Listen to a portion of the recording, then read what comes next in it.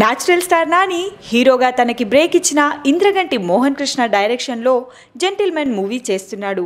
ఈ సినిమాకి కూడా నటసింహం నందమూరి బాలకృష్ణ విషయంలో స్పెషల్ ఇంట్రెస్ట్ చూపిస్తున్నాడు నాని.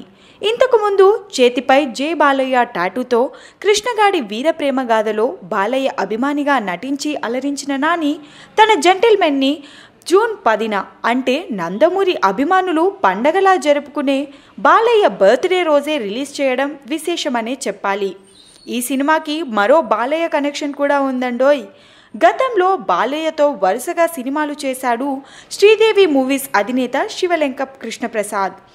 నటసింహం కెరియర్లోనే ప్రెస్టీజియస్ ఫిలిమ్స్ అయిన ఆదిత్య 369 మరో హిట్ మూవీ వంశానికొక్కడే, 8 ఏళ్ల క్రితం మిత్రుడు సినిమాలు నిర్మించిన కృష్ణప్రసాదే ఈ జెంటిల్మెన్కి నిర్మాత కావడం మరో విశేషం.